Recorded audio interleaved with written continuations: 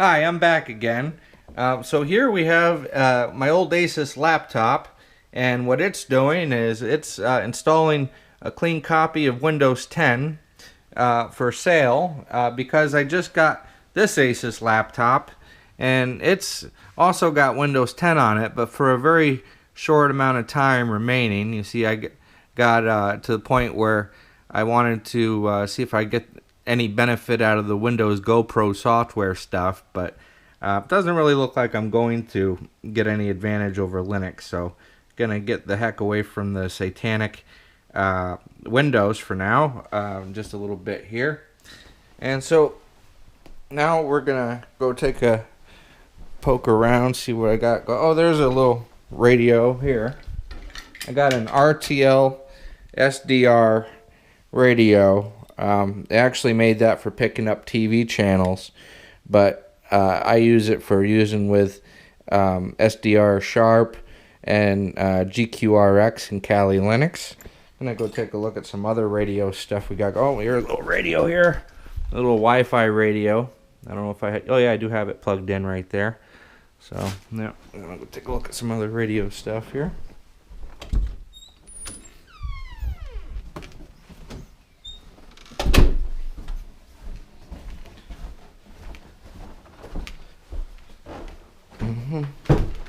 Pardon the mess, just getting set up with a Radio Factory here. Got a big old fire extinguisher. Don't know if I'd be able to carry that fire extinguisher and fight fire at the same time, but if the need arises, I'll sure try. Turn on some light here. Alright, so here's my soldering station, and as you can see, I started a Pixie.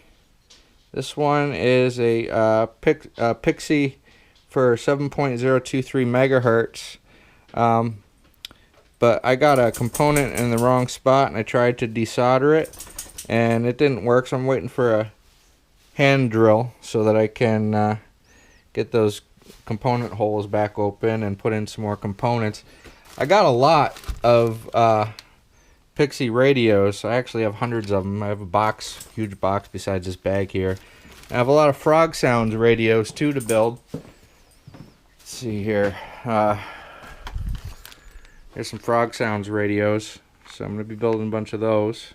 Got some toroids. I got to wind, little donut ferrite looking things that you wind yourself by hand. And over here, I got an Edis USRP N210, and I got some daughter boards for it too. SBX, WBX, I got a bunch of jumper cables and stuff. I didn't come with an enclosure. See, I got a bunch of Morse code keys there, a Lambic key, a bunch of straight keys from World War II.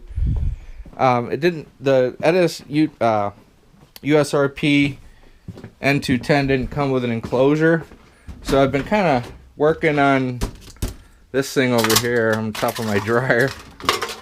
Every place is a workshop to me, but this thing here, I'm gonna have it so that it can kind of tilt up and have the plugs there, kind of slanted up. But I tried taking beer can aluminum and kind of hot gluing it up there to get like an aluminized RF enclosure. But the hot glue doesn't stick too well to metal, so I'm gonna have to use some bar top epoxy. It doesn't stick too well to plastic either. I'm gonna get some bar top epoxy and throw that on there. Now another thing I got going on is I've been dealing a lot with potassium nitrate, which is saltpeter. That's some potassium nitrate right there. Got hundreds of more pounds coming.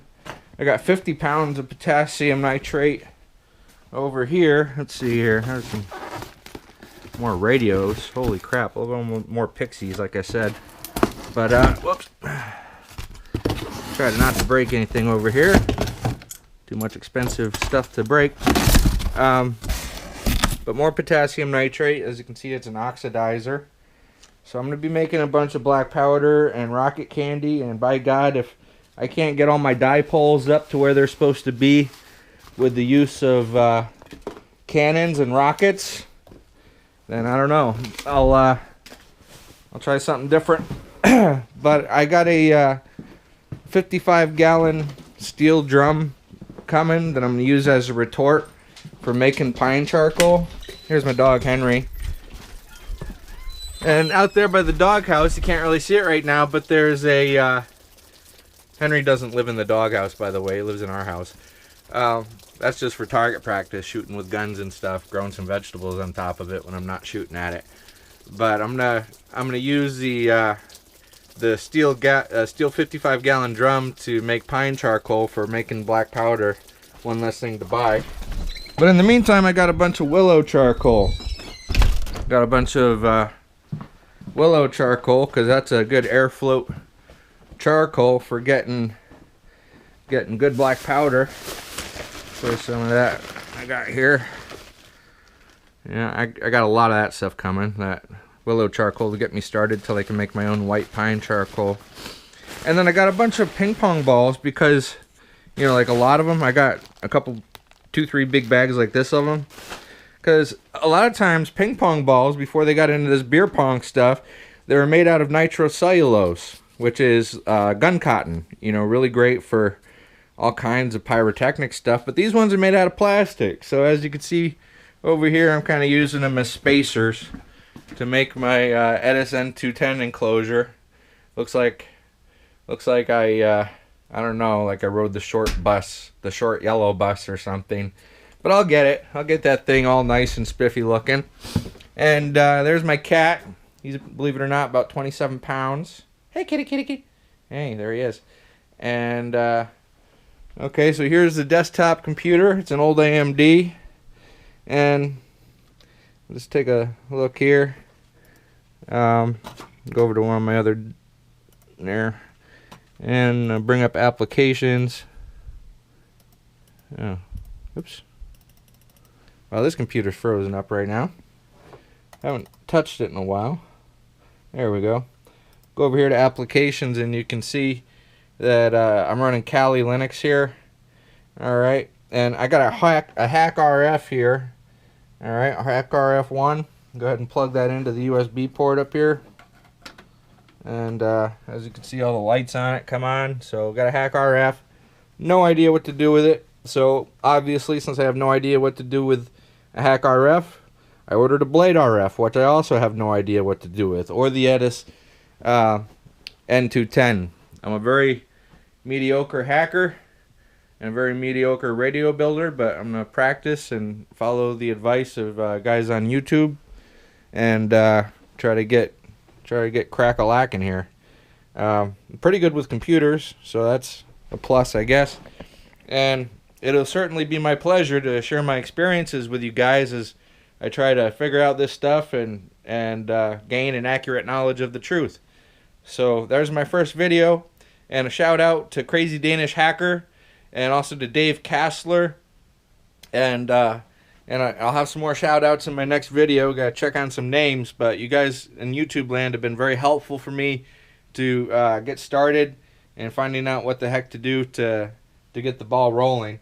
It is my ambition to see if it's possible to implement police level surveillance with readily available materials such as the devices and stuff that I've obtained. So let me know what you think. I look forward to hearing some feedback from you guys. Please subscribe and comment below to let me know what you guys think, what I can do to make things interesting. Because those ping pong balls were plastic instead of nitrocellulose, which I was going to use, I was going to mix the ping pong balls with a little bit of acetone to make nitrocellulose lacquer. But because these ones are plastic, what I've done instead, I have a lot of cotton fiber, and so I ordered a whole bunch more potassium nitrate, like 250 pounds worth, and I ordered a bunch of sulfuric acid.